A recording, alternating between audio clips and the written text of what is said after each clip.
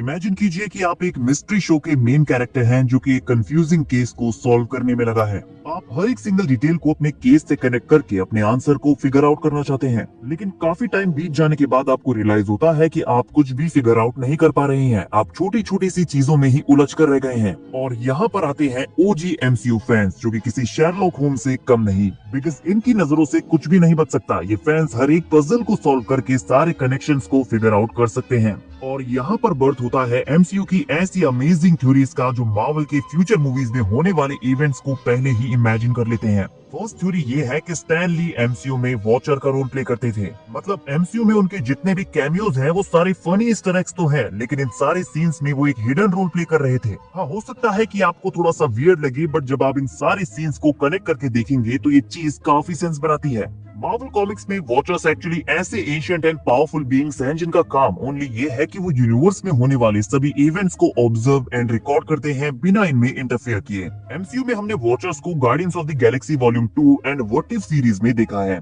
और इस थ्योरी के अकॉर्डिंग स्टैन ली अपने इन सारे कैमियोज में एक सेम कैरेक्टर को प्ले कर रहे थे। वो डिफरेंट मूवीज एंड शोज में डिफरेंट रोल्स में दिखते जरूर हैं, बट वो कैरेक्टर एक ही था, और वो था वॉचर, जो एमसीयू की पूरी हिस्ट्री के सभी इवेंट्स को ऑब्जर्व एंड रिकॉर्ड कर रहा था। अब वो चाहे थॉर 1 में ट्रक ड्राइवर का रोल हो या फिर एंड गेम का उनका ये young version, Stan Lee as a watcher silently पूरे यूनिवर्स को ऑब्जर्व एंड रिकॉर्ड कर रहे थे। और इस थ्योरी को प्रूव करता है वो की एविडेंस जो हमने guardians of the Galaxy volume 2 में देखा था। मूवी के इस सीन में स्टैन ली वॉचर्स के ग्रुप के साथ बातें कर रहे होते हैं और उन्हें अपने पास्ट की कहानियां सुना रहे होते हैं। और यहाँ वो अपने सिविल वॉर के फेडरल एक्सप्रेसमैन के कैमियो को भी मेंशन करते हैं, जो ये रिफर करता है कि वो भी उनमें से ही एक है। लाइक वो लिटरली एमसीयू के हर एक इवेंट में प्रेजेंट है। तो ये थ्योरी जिस किसी ने भी बनाई है, hats off to you buddy. Now Marvel ने ये थ्योरी कभी भी ऑफिशियली कंफर्म या डिनाई नहीं की है, बट ये एमसीयू की one of the most popular and मेरी फेवरेट थ्योरीज में से एक है। नाउ एक और कूल थ्योरी जो मैंने सुनी है वो ये है कि आयरन मैन 2 में हमें यंग पीटर पार्कर का कैमियो देखने को मिला था। स्टार्क एक्सपो बैटल के दौरान एक छोटे से सीन में हमें आयरन मैन मास्क पहने हुए एक यंग किड दिखाई देता है, जो कि पूरी करेज के साथ जस्टिन हैमर के हैमर ड्रोन्स का सामना करता है।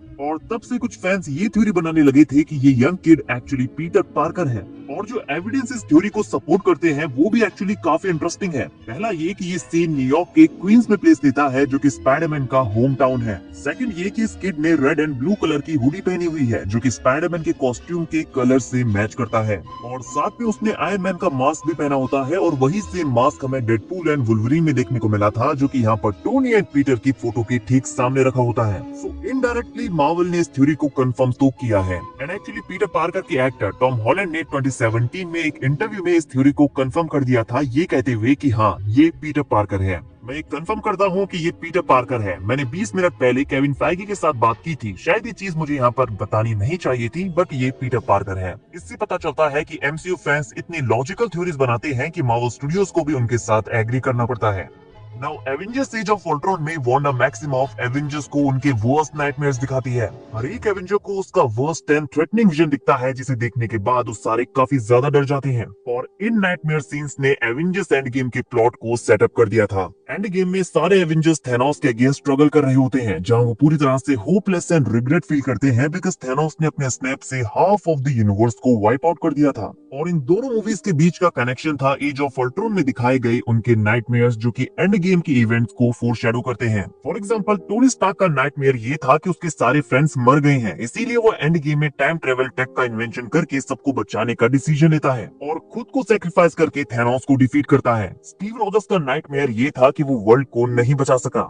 एंड थॉर को एसगार्ड के डिस्ट्रक्शन का नाइटमेयर दिखता है, और वो एक्चुअल में थॉर रैग्नारोक में अपनी फ्रेंड्स एंड फैमिली को खो देता है, एंड देन एसगार्ड भी डिस्ट्रॉय हो जाता है। इसके अलावा हमें काफी सारी और डिटेल्स भी दिखाई देती हैं, लाइक कैप्टन की ब्रोकन शील्ड, पैगी के साथ उसका डांस, नताशा की डेथ, ब्रूस बैनर का injured arm, etcetera etcetera. And Thor को अपने विजन में गॉन्टलेट और इन्फिनिटी स्टोन्स भी दिखाई देते हैं, और ये सारी चीजें एवेंजर्स एंड गेम की इवेंट को फोरशैडो कर रही थी। लाइक ये सारी थ्योरीज ऐसी थी जो फ्यूचर में जाकर सही प्रूव होती हैं, एंड इससे एमसीयू फैंस की मेहनत व्यर्थ नहीं होती। हाँ, स्टैन ली एज वॉचर वाली थ्योरी आपको थोड़ी सी डाउटफुल लग सकती है, बट आई एम श्योर कि वो आज भी एज अ वॉचर एमसीयू के सारे इवेंट्स को देख रहे होंगे और मार्वल एक्सप्लेन कर सकता है कि Stan Lee as a watcher अब भी एमसीयू के सारे इवेंट्स को देख रहे हैं। तो एमसीयू फैंस की ऐसी कई सारी थ्योरीज हैं जो कि फ्यूचर में सही प्रूव हुई हैं और ऐसी कुछ बची हुई और थ्योरीज की बात हम किसी दूसरी वीडियो में करेंगे। नाउ गाइस, आपकी फेवरेट एमसीयू थ्योरी कौन सी है जो कि फ्यूचर में जाकर सही प्रूव हुई है? कमेंट करके जरूर बताइए। और अगर आपके पास भी कोई ऐसी थ्योरी है तो कमेंट सेक्शन आपके लिए है यार, दाग दो सारी थ्योरीज। वीडियो अगर अच्छी लगी हो तो वीडियो को लाइक और चैनल को सब्सक्राइब करना ना भूलें, बिकॉज ऐसी ही अमेजिंग वीडियोस हम डेली लाते रहते हैं।